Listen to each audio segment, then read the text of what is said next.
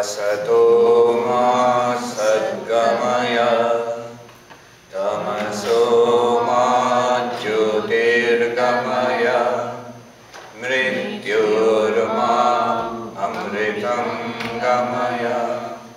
Om Shanti Shanti Shanti.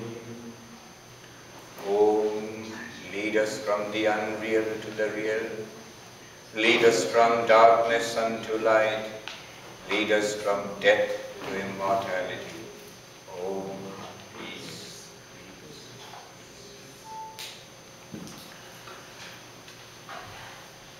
Good morning.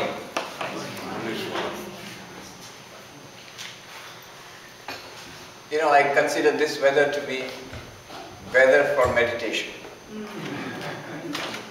It's as if nature has turned inwards. Nature has turned inward. Like the trees are meditating. The lake is meditating. You can see the entire sky and the hills and the forest all reflected perfectly in the lake. Absolutely quiet. Let us do a little bit of meditation before we go ahead. 24th verse.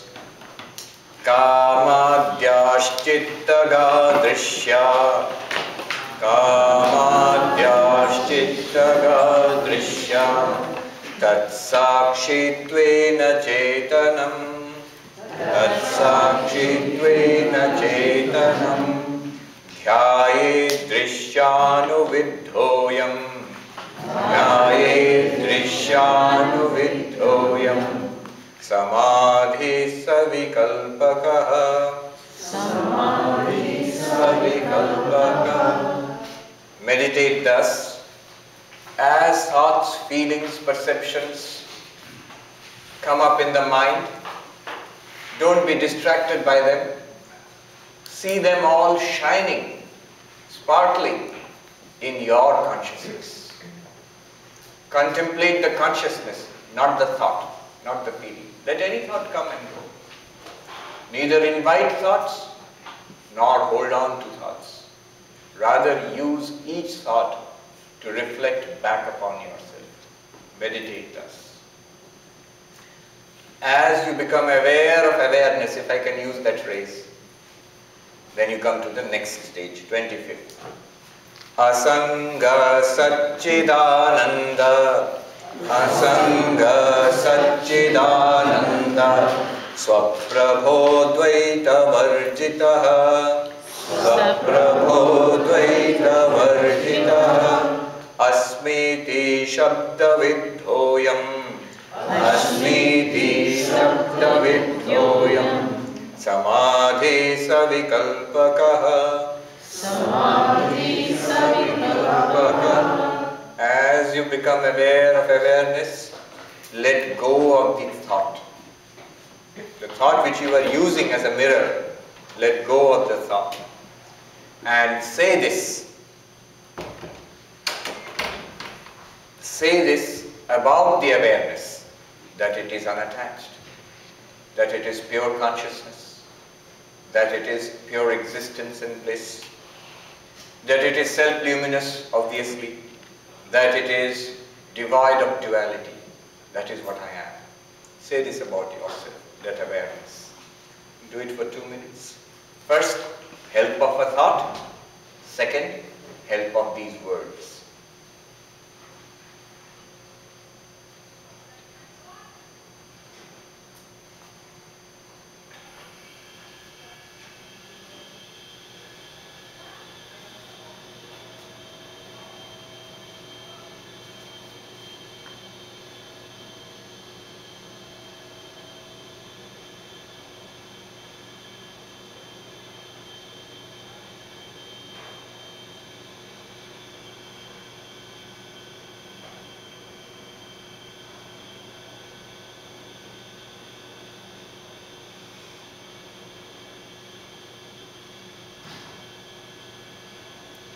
Slowly open your eyes.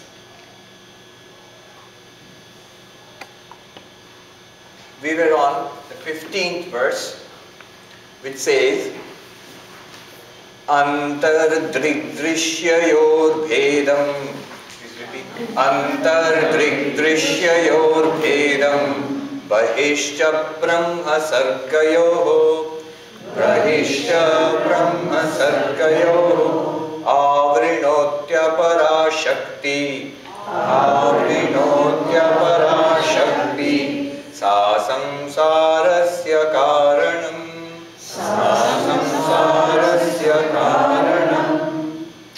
The second power of Maya, the veiling power. What does it do? It veils or hides the difference between the seer and the seen within us.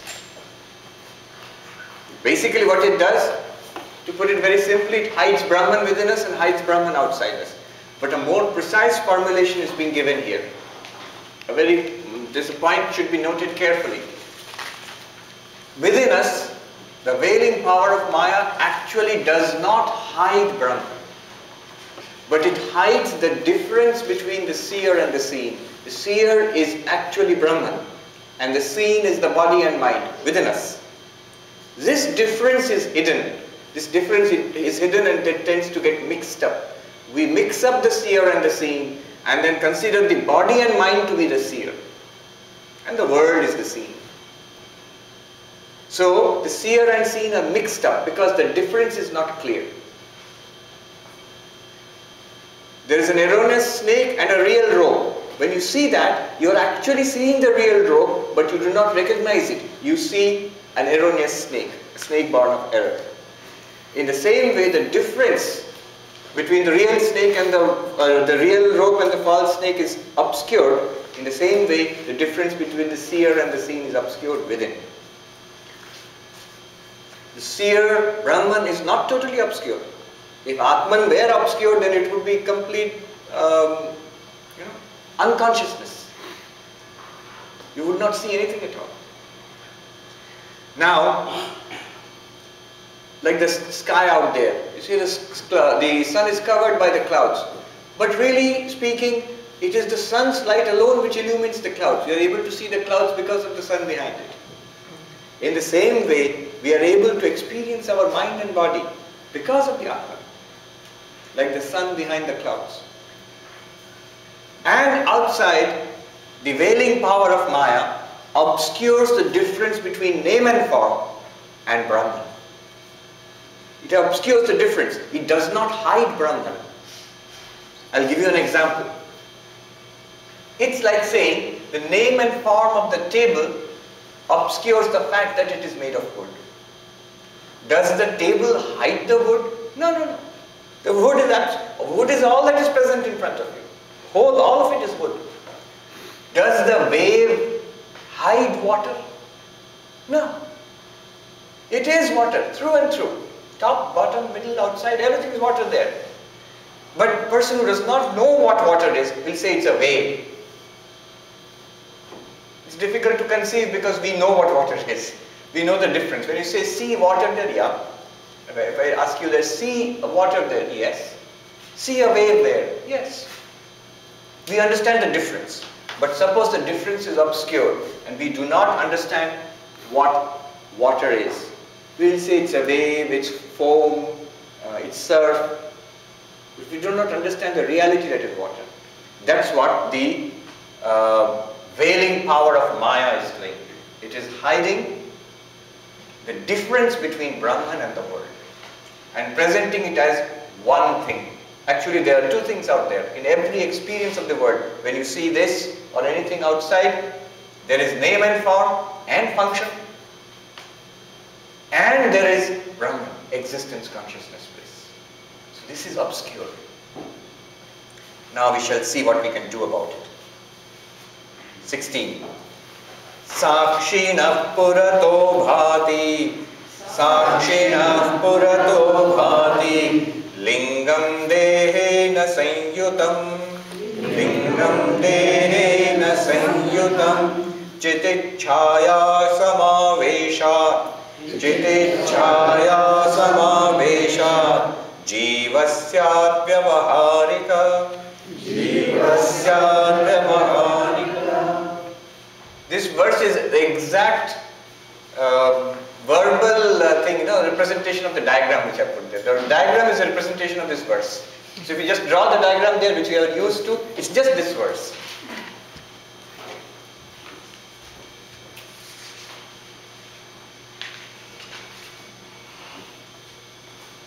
Sakshi, the witness.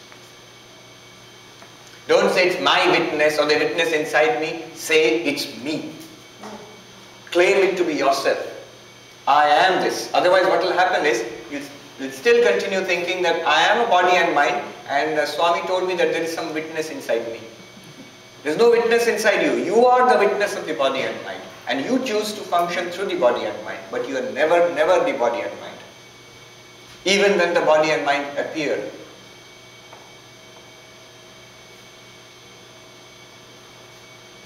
And here is the word.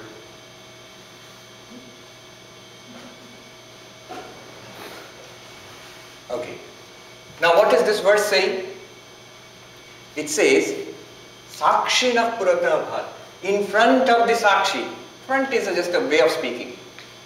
Near the Sakshi or in front of the Sakshi shines the mind. Connected to the gross body. The subtle body, mind, intellect, memory, ego, and gross body.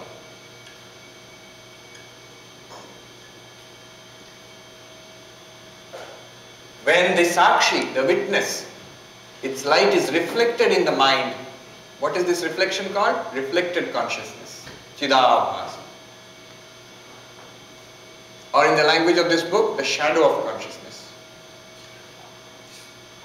As the witness, you the witness gets reflected in the mind. This reflected consciousness in the mind together with the body is called Jiva, the individual.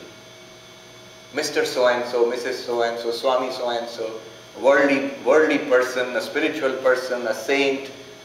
They are all this. Not even the physical body, the subtle body specifically. Mind, emotions, ideas, thoughts, personality, ego, all of that is here. Even the ego is here. Now look at the verse, you will see it's an exact representation of, this diagram is an exact representation of the verse. Sakshina Puratah Bhati. Sakshi, in front of the Sakshi shines. What shines? Lingam. Here the word lingam is a technical word for subtle body. The subtle body. In front of the Sakshi shines the subtle body. Dehena Sanyutam. Connected. Sanyutam means connected with the body, with the physical body. Chitichaya Samavesha. With consciousness being reflected in the mind becomes lit up by consciousness. Jivasya Vyavaharika. Vyavaharika means functional. This is the functional Jiva. Jiva means individual. This is the one which considers itself to be suffering, full of desire, trying to fulfill desires, being born, dying, going from birth to birth, having different experiences. This is the one. 17th verse. Asya jivattvamaropa sakshinya apyavabhasate avritoto vinashtayam bhede bhate payati tat.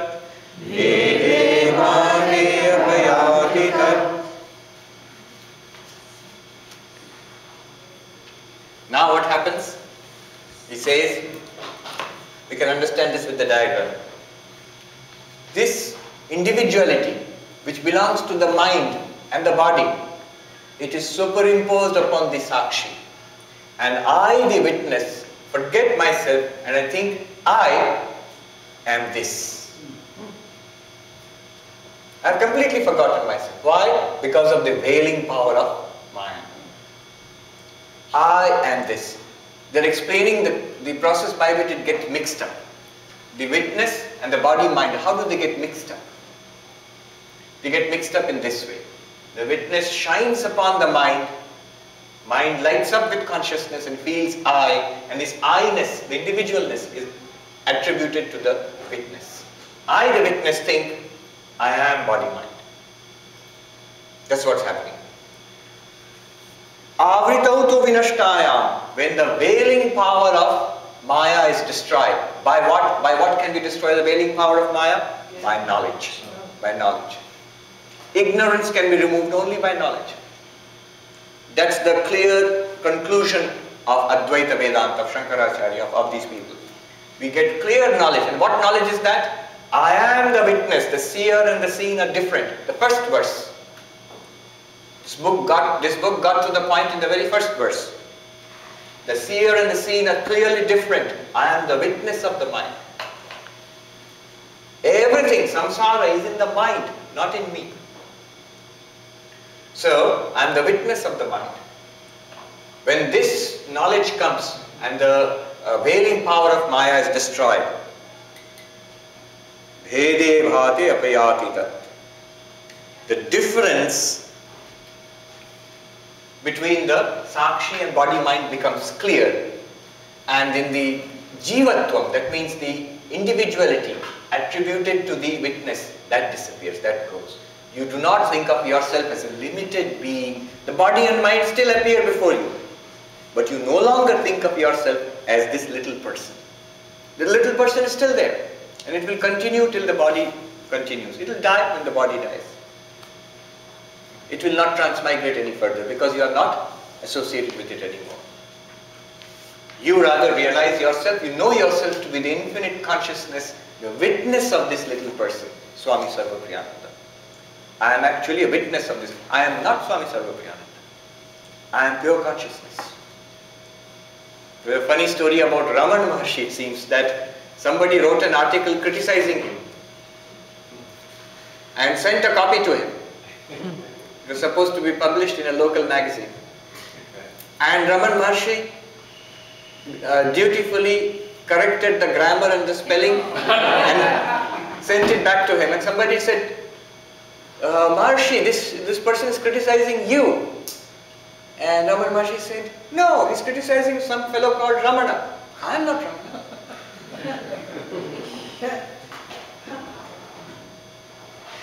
Oh, I'm just reminded of a similar thing which happened to me. Many years ago, when I became a monk, about 20 or 22 years ago, I visited Belur Math. I had joined in Ramakrishna Mission Deoghar in Jharkhand. From there, I visited Belur Math, and some of the Swamis told me, you should meet these Swamis. You're a novice, you should meet these Swamis. They're very senior, very old, who knows when they will pass away. So before that, you should meet them. One of them was a Swami called Swami Mokshadananda, one of the most remarkable persons I have ever met.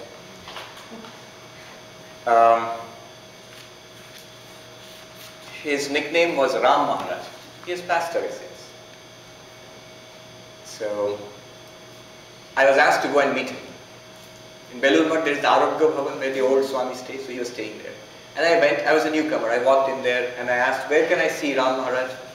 And somebody said, look there. There was a group of old monks standing on a balcony and looking out.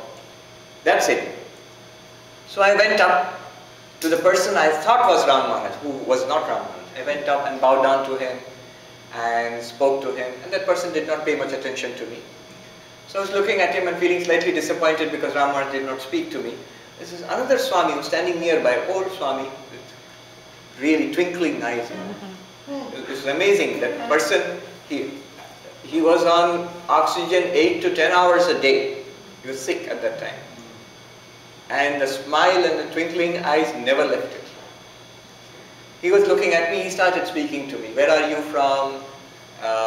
Oh, you have come from Deoghar. Please convey my regards to that Swami in Deoghar. And I turned to him. I wasn't paying much attention because I was disappointed Ram Maharaj didn't speak to me. So I turned to him and I said, yes, I will. Oh, who shall I say has sent his regards?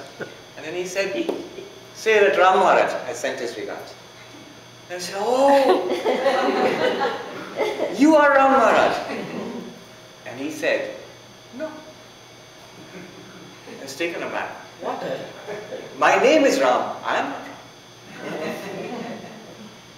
I was so, sort of captured by that, enchanted by that person. And I went to him and that started a sort of on and off relationship of visiting. I would come to him with questions about Vedanta, about spiritual life. And always he provided wonderful answers, really wonderful answers. Every bit of it has stayed with me ever since. So many things. He passed away. He has only one book he has written. That also was sort of extracted from him by a Swami who kept at him for 20 years to write that book. It's a translation of Jivan Mukti Viveka. Jivan Mukti Viveka is again written some 800 years ago by probably the same author, Vidyaranya, maybe. Jivan Mukti Viveka is written by Vidyaranya, definitely. And this may have been written by Vidyaranya. So, Jivan Mukti Viveka translation by Swami Mokshadananda. Ram Maharaj's name is Mokshadananda. There are two translations published by our order. One is by the very senior monk from Bangalore, Swami Harshananda, and another one by Mokshadananda. So, that was Ram Maharaj. Anyway, my name is not Ram. This person is Ram or Ramana or whoever.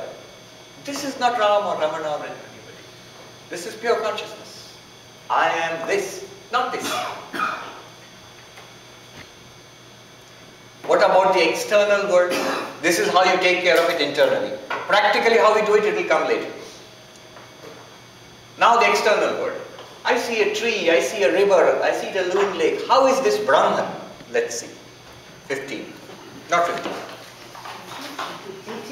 18. Tatha sarga brahmanoscha Tatha sarga brahmanoscha Bhedam avritya tishtati Avritya tishtati Ya shakti tatvasat brahma Ya shakti tatvasat brahma Vikritattvena bhasate Vikritattvena bhasate Tatha, and when you look outside and you see this world, you see the trees and the lake and everything, there, what is this power of Maya doing, the veiling power of Maya? It hides the difference between Brahman and the world. It hides the difference between Brahman and the world. Brahman is right there. And the world is also right there. But the two are hidden. Ya Shakti, that power, Tadvashat, because of that, Brahma Vikritattvena bhasate. Brahma appears, Brahman alone appears to us, but in a distorted way. As I was saying yesterday, the eternal unchanging Brahman appears as a world, a mass of change. The pure consciousness appears as a material, insentient world. The fount of supreme bliss, which is bliss itself, Ananda, appears as a world of struggle and strife and suffering. Brahma Vikritattvena bhasate. Brahman alone appears in a distorted way. Where, just in front of you, that's the world. We're talking about what you are experiencing, what we are experiencing all the time. Not some God in heaven. Not something you have to believe in somewhere, in Kailasha, Shiva is staying, or Vishnu is there in Vaikuntha. That may be so, but that's not what they're talking about. They're saying Brahman alone is appearing to you as this world, but distorted. The difference between the world and Brahman, the appearance and the reality, the difference between the appearance and the reality is hidden by the veiling power of Maya. The great British philosopher Bradley, F.H. Bradley, he wrote this book, Appearance and Reality, and he said quite profoundly, I think, what appears is not real, the reality never appears. What appears is not real, the reality never appears. Now he's playing on the word appearance. In English there are two meanings. Appearance is that which you experience, it appears to you.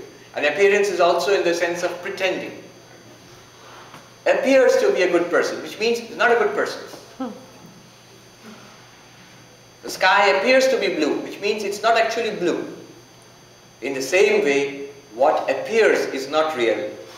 And the reality never appears. The reality never pretends to be anything else. It's because of Maya, we are having this experience. So what's the name of the author again? Bradley, F.H. Bradley. Thank you.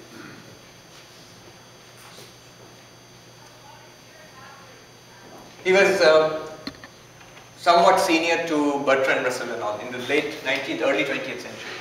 Appearance and Reality, that's the book. I studied it under our philosophy professor. There was a professor of philosophy, retired professor, who used to come to teach us philosophy, Western philosophy, in Belur Math when we were novices. And it was an introductory course in Western philosophy. But I liked this book. An old copy was there in our library, but it's difficult. So I asked that professor, could you teach it to me? Professor Nirodharam Chakravarti, he has passed away. He was so happy to see this young monk, this novice saying that he wants to read that. He said in Bengali, "Isho boi to kyun padhte chahe na Maharaj, apni padhben? Will you read it? Will you really want to study it? Nobody wants to study it these days, you see." I said yes. And so I used to sit with that old professor he would sit in his easy chair in the room in Belur Math before his class. I would give up my famous afternoon siesta, sacrifice that for studying Appearance and Reality. I got through the appearance part of it, but we never got around to the reality part of it.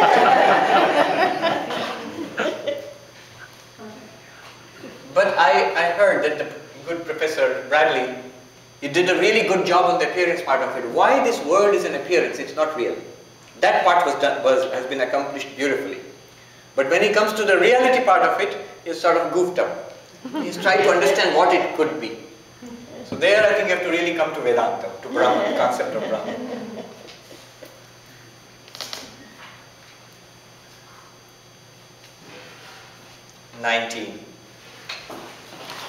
And in the world, external world, how do you see Brahman then?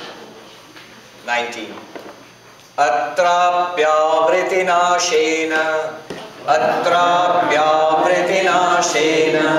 vibhati brahma sargayoho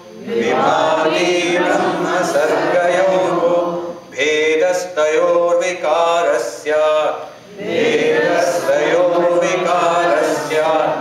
sargena brahmani kvachit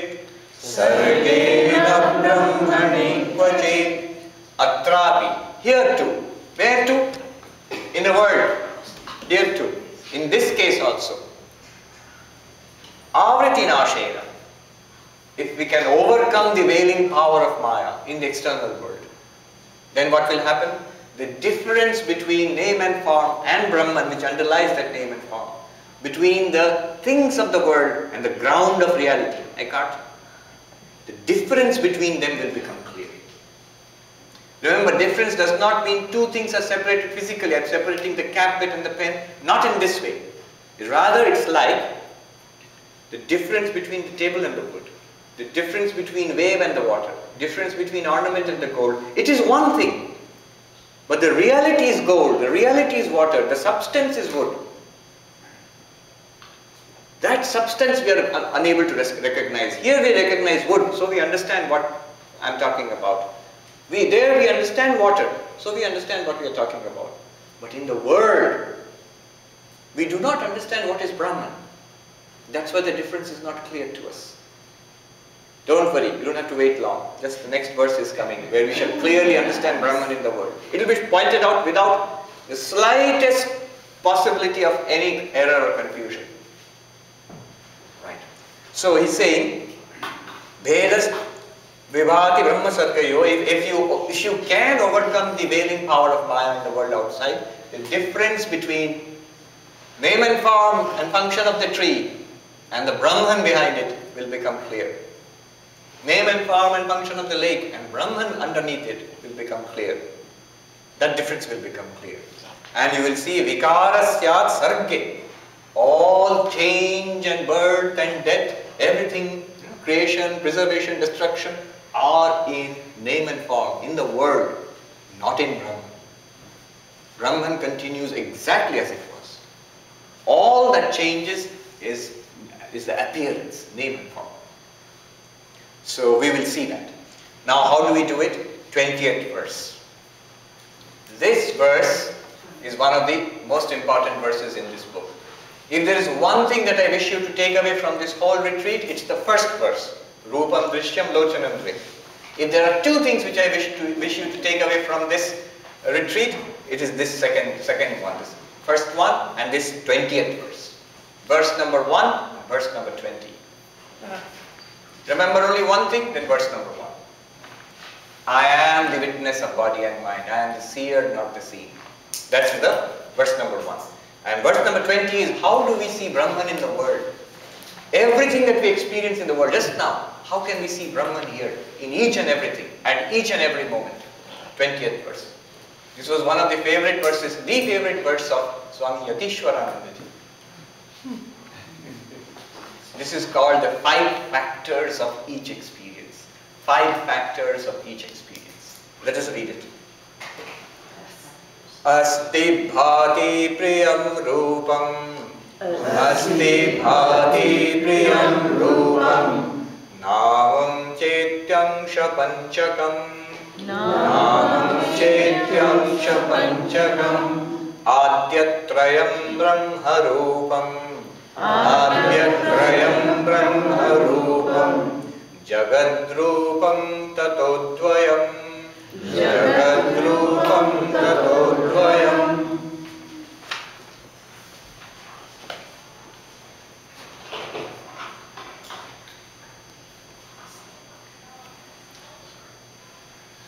What has been said here is, in every experience of ours, in each experience, he's here talking about the world, but in each experience of the world, there are 5 factors, 5 aspects of factors.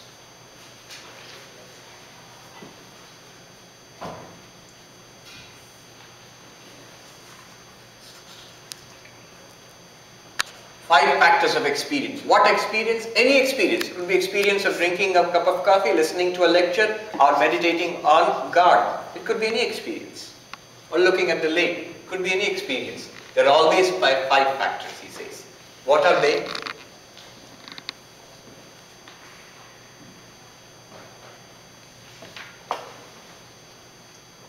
Asti.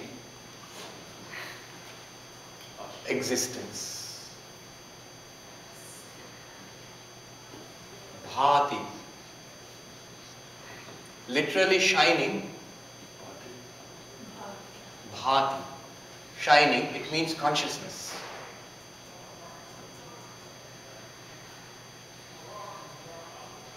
Then Priyam, it means joy or happiness.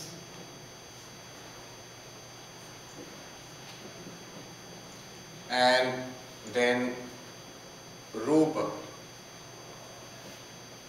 Rupam, form, Nama, name.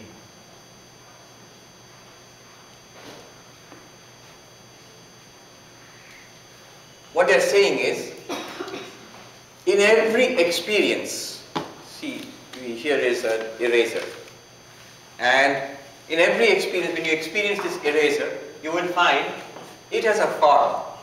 It looks like this. This is what it looks like. It need not have a visual form. Listen to music, that has a form also.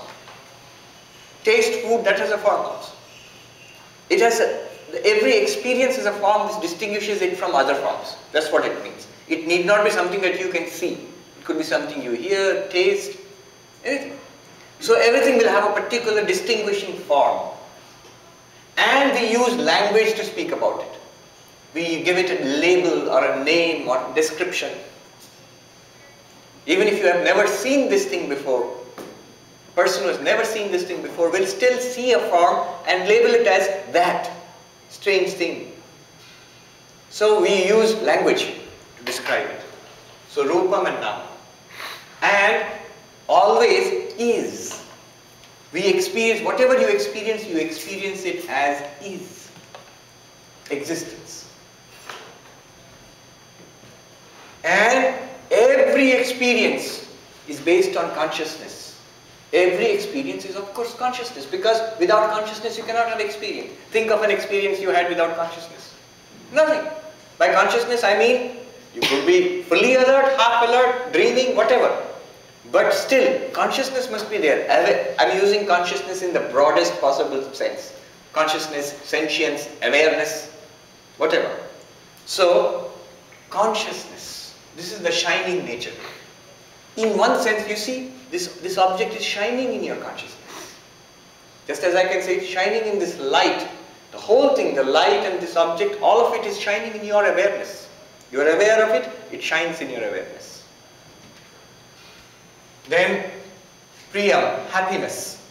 This I will leave it out for the time being because it's a little controversial.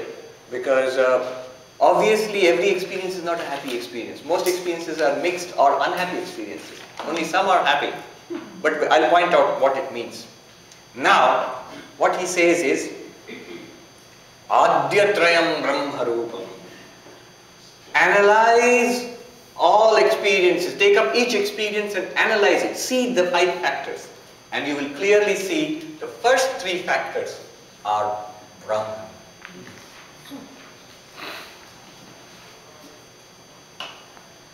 They are unchangeably there in every experience. They are the ground of every experience. Because of them, experiences come and go. The first 3 are Brahman. I'll explain in detail. The next 2 are the world. Jagat Rupam Tatuttvayam. Jagat. Jagat means world.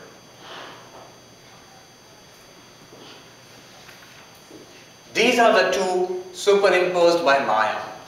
The projecting power of Maya. Do you remember Maya has 2 powers, projecting power and veiling power? The projecting power of Maya projects these 2, name and form. Upon Asti Bhati Priyam. Remember, Asti is nothing other than Sat. Bhati is nothing other than Chit. And Priyam is nothing other than Ananda. This is the Satchidananda, Brahman. Now let's see how. How do you say everything is Sat? How are we experiencing Sat in everything? Take half a dozen things. Here is a glass of water. The experiences. Let's take half a dozen experiences. Glass of water on a table. There is a lake out there. Lake. Here is a person. And here is a more abstract entity. Canada.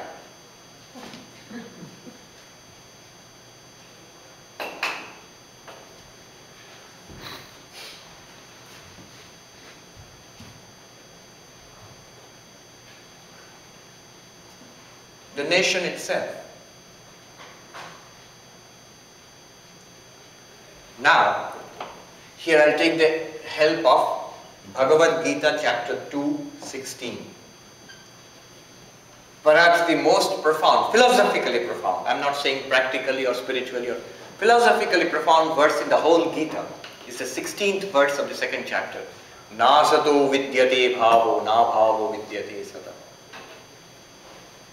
That which does not exist does not come, that which is asat, false, never comes into being. And that which is real never goes out of existence. Now, that verse has been commented on by Shankaracharya, and he says, if you look at your experiences, let's look at these 5 experiences. A glass, experience of a glass, a table. He says in each of these experiences there are actually 2 experiences. We are taking them together, that's why we do not distinguish. How are there 2 experiences in the experience of glass? He says you do not experience only a glass. You experience a glass as existing. Glass existing. Glass exists. Do we not experience it? Or you can simply say, is. Glass is. What is your experience? Glass is not or glass is? Glass is. Table is. Is. If it was not there, if the table is not there, then everything would fall to the floor. Is. Lake obviously is. That's why it's called Loon Lake. If you look at the lake and say it is not, then we'll be the loons. Person, here is a person. Person is. Canada is, obviously. And so on. There are names and forms and the isness running through all of them. Now see what is changing. Glass is a name and a form. Table is a name and a form. Lake and person and cannon are names and forms.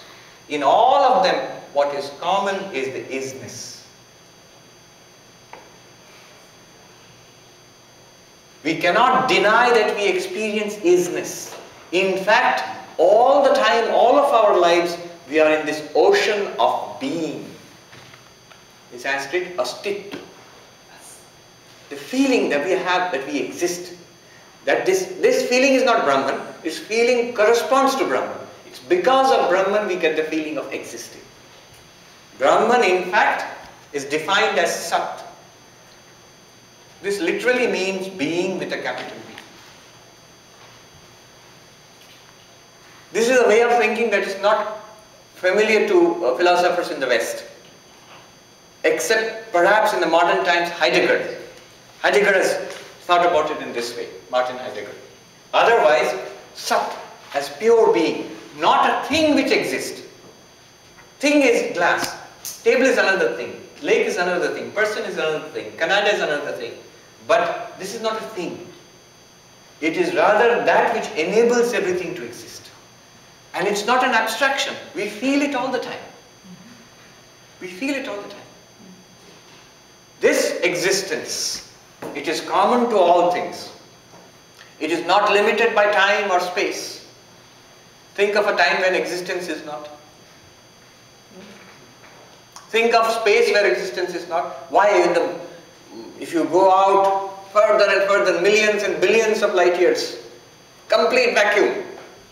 When I say vacuum is isness, of course. You say, no, that is nothing. It can't be nothing. If it was nothing, then that space can be filled up by something. If it can be filled up by something, then it is something. So, space is also something. Definitely, Akasha is something. So, isness is there everywhere. Or rather, Vedanta will say everywhere is in isness. Isness is not a thing which is spread out everywhere. Rather, everywhere, space is in isness. Time is in isness.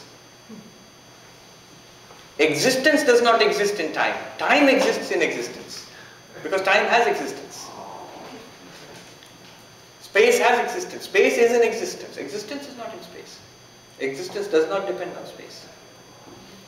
Space depends on existence, because without existence, space will not exist. You see, logically. So, not limited by time and space is this vast ocean of existence. And what Vedanta tells you in Chandogya Upanishad, Tattvam Asi Shveta Ketu, thou art that. In Chandogya Upanishad, when they say thou art that,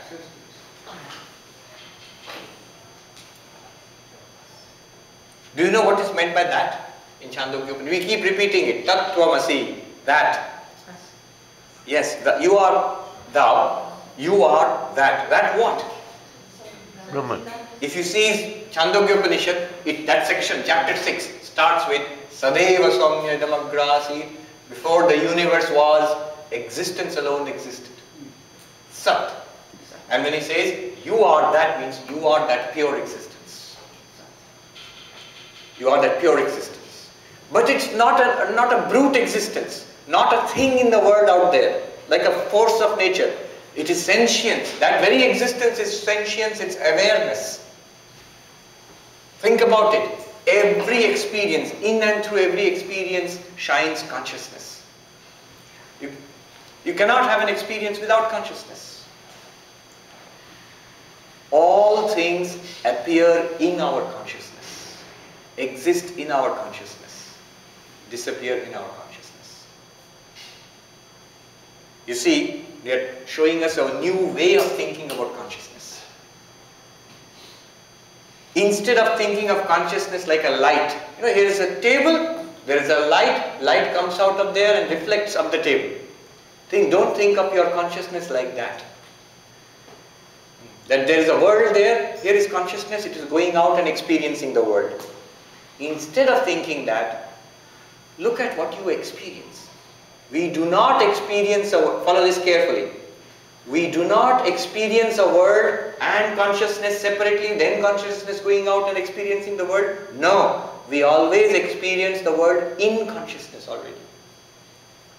Let me try to repeat and show what I mean here. Two things are, you can claim two things as separate if you can show them separately. Two things are separate if you can show them separately. Then you can say that they are two separate things. Though they sometimes may go together, but they are two independent things. Example, a person, you want to know whether that person has real teeth or they are dentures. Or are they artificial teeth which he puts on? Now the only way to know is if you go to that person when he's relaxing, maybe in his private in a room, and then you see he gives you this toothless grandfatherly smile and the teeth are sitting out there separately in their own box. Then you say, oh okay, the teeth do not belong to that person. Sometimes most of the time when the person is in public we see them together. But they are two separate entities because I can experience them separately. One of the oldest monks who lived, who passed away a few years ago, Viren Maharaj, who used to live in Udbodhan in Kolkata. A very old Swami, a disciple of Swami Sarvapriyananda. A very colorful character, very interesting. He was 104 when he passed away. And he was an extremely tough person. And so he had gone through 3 pairs of dentures. They were worn out. And the 4th pair also was lost. I heard this from him. He was telling me. He was telling others. I was standing there. He was saying that I need a new pair of dentures, a new set of dentures. Why? You see, I live there, and I take it out in the night and put it on the little box, and there's this mouse who lives there. So the mouse usually takes away my dentures, and I drag it back because you see. But this time he's taken it away. I can't find the dentures. So the mouse has taken it. I need a new set of dentures. So the mouse also must be equally old, a veteran mouse.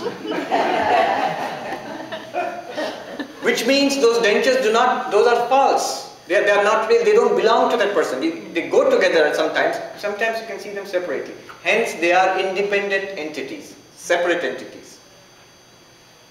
Whereas if all the time you see the teeth in the mouth of that person, you would be right to claim that those teeth belong in the mouth of the person. They are not separate. They are part of that body, naturally. Now, that means to say that two things are separate, you should be able to experience them separately, at least once. All the time they are together, which means they are not separate. They are one and the same thing. Now, consciousness and the world. Have you ever experienced a world without consciousness? We think, here is consciousness, here is the world. That's how we are taught to think. That's how we think normally.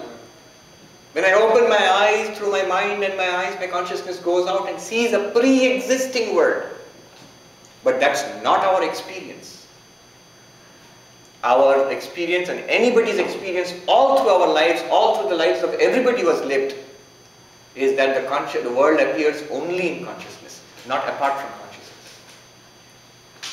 Hence, we are justified. Advaita says, consciousness, the world, all these things, they appear in your consciousness. They are not separate things. It is consciousness alone which is appearing as those, name and form. Name and form is superimposed by Maya upon consciousness. Here, all the things that we experience are nothing other than consciousness.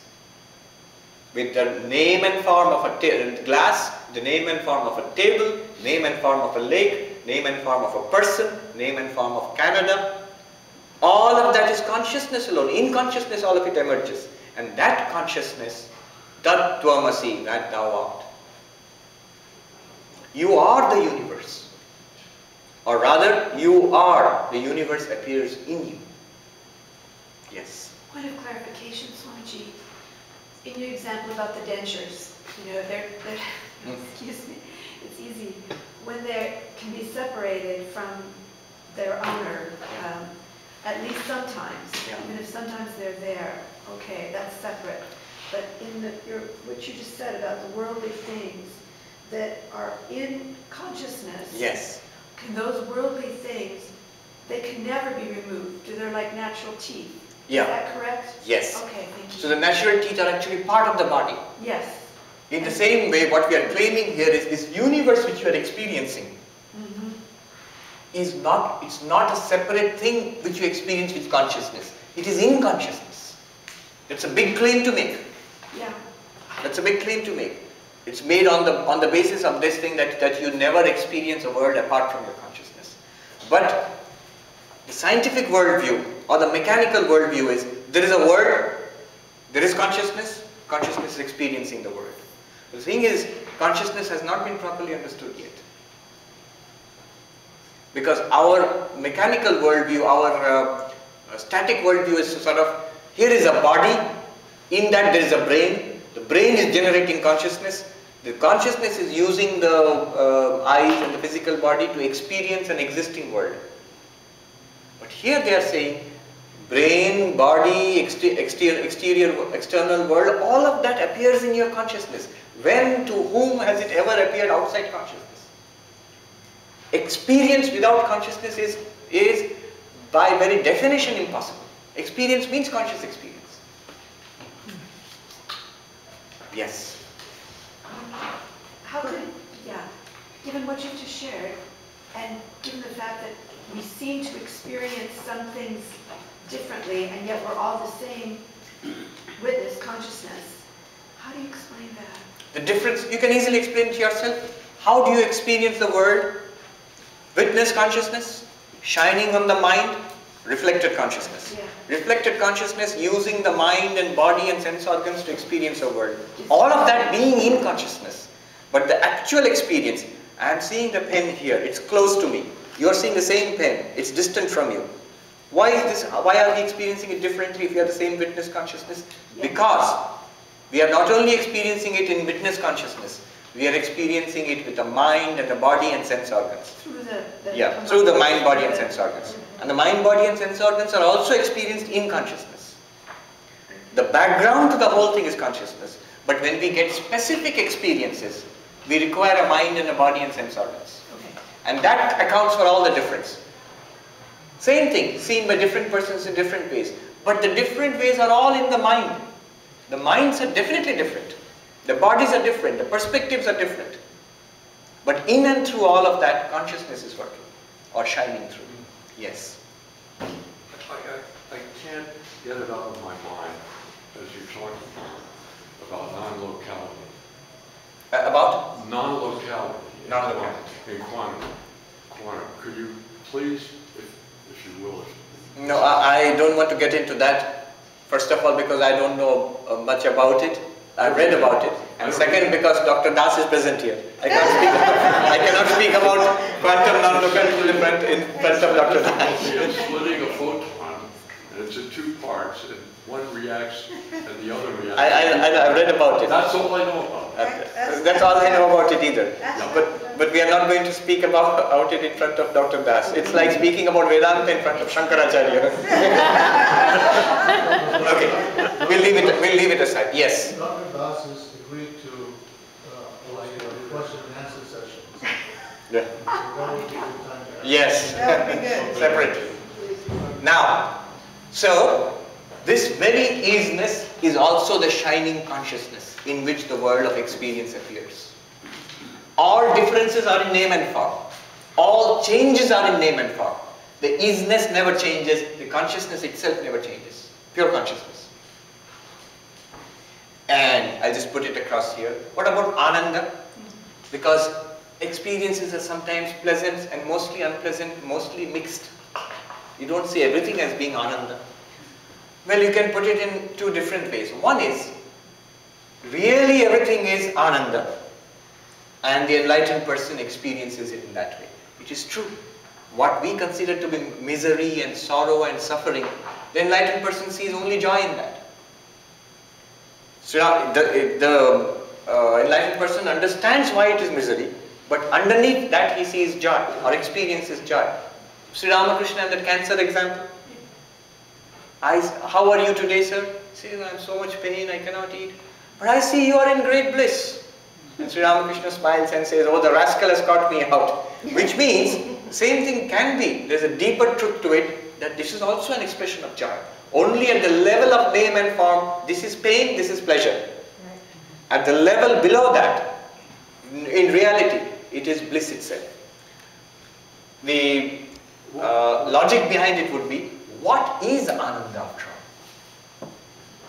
In the Chandogya Upanishad, Ananda is defined, Ananda, bliss is defined as Nalpe sukham asti yo vai bhuma tat sukham. There is no happiness in the limited. That which is infinite is bliss. So the infinite is bliss. And what is infinite here? Infinite being and infinite consciousness. This itself is bliss. Look at Swami Vivekananda's Song of Sannyasi. In the first verse itself, knowledge, truth, and bliss that follows both. What is the exact words? I've forgotten. Where rolls the stream of knowledge, truth, knowledge. Rolls the stream of knowledge, truth, and bliss that follows them both. Bliss that follows them both. Yes. Yeah. So, knowledge, consciousness, pure consciousness. Truth, sat. Where truth and this infinite existence and consciousness are there, that itself is ananda, bliss. I'm coming to you. Let me conclude this. So, Sat Chid Ananda is the very basis of all our experiences. 5 factors of experience, always in every experience in life, hidden under name and form, is Sat Chid Ananda. Names and forms keep coming and changing and going. Some we are attracted to, some we are repelled from, because we don't appreciate the underlying existence consciousness bliss. Once you appreciate the underlying existence consciousness bliss, these are not 3 different things, 3 factors, but they all are the same Brahman, experienced as existence, experienced as the shining consciousness, experienced as bliss. Same Brahman. That is unlimited. In a limitation is only at the level of Rupa and Nama, name and form. Once we see it in this way, look at through this lens at any experience, whether it's a cup of coffee, whether it's a person, whether it's an illness. You will see, even in the illness, in the suffering, suffering is. Take your attention away from the suffering to the isness. And it is in consciousness. Same consciousness which enabled you to feel pleasure. The same consciousness is enabling you to feel the pain. The consciousness is the reality. Pleasure and pain and name and form. They come and go. Once you are able to do that, that is bliss. Yes, sir. Knowledge is bliss. In experience, to know is to experience joy. So I don't see the difference. It's not a matter of The objection, following the other. the objection there would be, you say knowledge is bliss, you're thinking in terms of learning. I have knowledge of a stomach ache. How is that bliss? You have the knowledge of what? Of a stomach ache. Ache in your stomach. I have knowledge of pain in the throat due to cancer. How is that bliss? Oh, well, in that experience, but internally, if the body is not involved. So if the body is not involved, then you're removing the name and form altogether. Then obviously you come back to Asti Bhati Priyam. You see, you can't make a condition like if the body is not involved, because for a patient suffering from cancer in a hospital, the body is definitely involved. It's a terrible pain. The only way is to see Asti Bhati Priyam, existence, consciousness, bliss, running in and through every experience. Yes. Maharaj, begging your forgiveness and the forgiveness of my co-learners, may I ask a question about Of course. Maya? Yes. I'm stuck in that, so I need to ask you. So in trying to understand the function and structure of Maya, and you've described it in many ways, and in its act of veiling and projection, is it like a crystal, so to speak, through which shines the true reality or pure consciousness, and it's refracted in so many forms of the infinite, and if so, can we take a backward journey to pure consciousness if the function of Maya ceases? Correct. You answered the question itself. You can think of it as a crystal, but remember, crystal is, don't think of it as a real crystal. Then you will have duality. Here is the real light and here is a real crystal and the light is pouring through this crystal. No. The crystal is nothing other than the power of that light to project itself in so many ways. And also, the backward journey you are speaking about, don't think about it in those terms. You are still thinking in terms of body and mind. Therefore, you speak of a need of a backward journey from the body-mind through the crystal into the light. Rather, think of yourself as a light shining through the crystal into the body-mind. You are the light.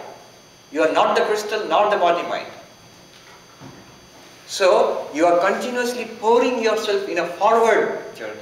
You don't have to take a backward journey.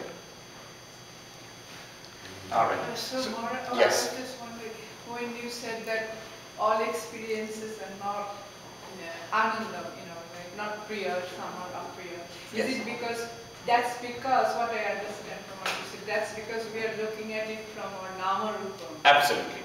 So the thing becomes priya or sukha or dukkha. At this level, the priyam comes here at this level and becomes sukha or dukkha. Sukha, pleasant. Dukkha, unpleasant.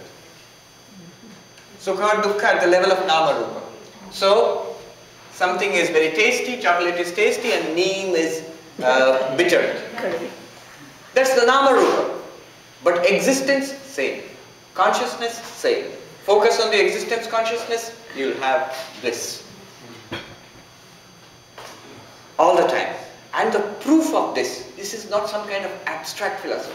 The proof of this is saints and sages, sadhakas and sadhikas, throughout the ages, in all religions, and in all paths, not just this path, in all paths, when they come to spiritual maturity, they look upon the sorrows and sufferings of the world, the ups and downs, the losses and gains of this world as nothing, or as a play of God, or as bliss itself. Swami Vivekananda speaks about that monk who was bitten by a cobra, and he said, "A messenger from my beloved."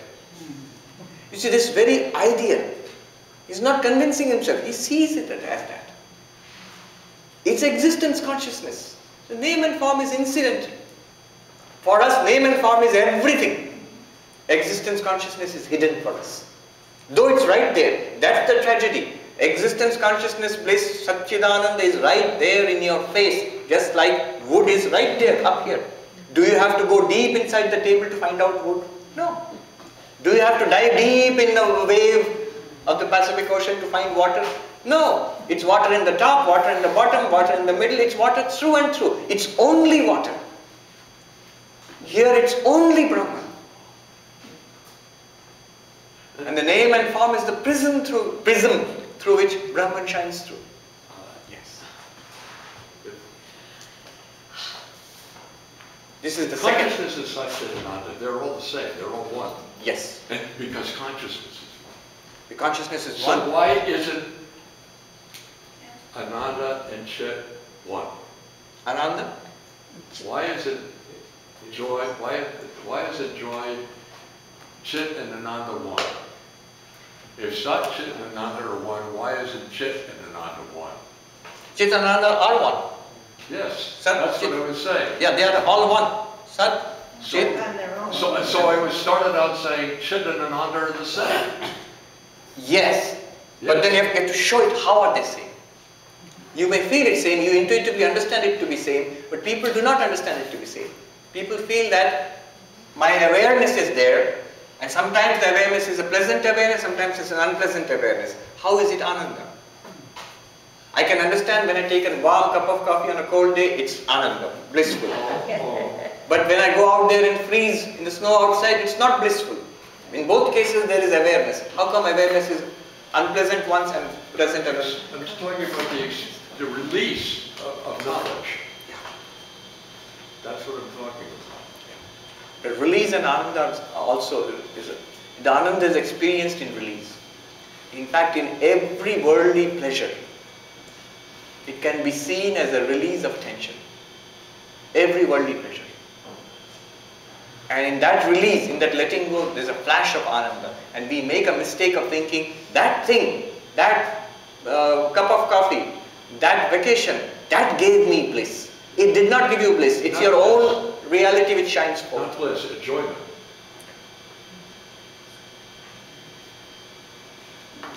Alright, so the takeaway from this whole retreat, I would emphasize are these two verses. Verse number 1, verse number 20. Yatishwaran, you love this.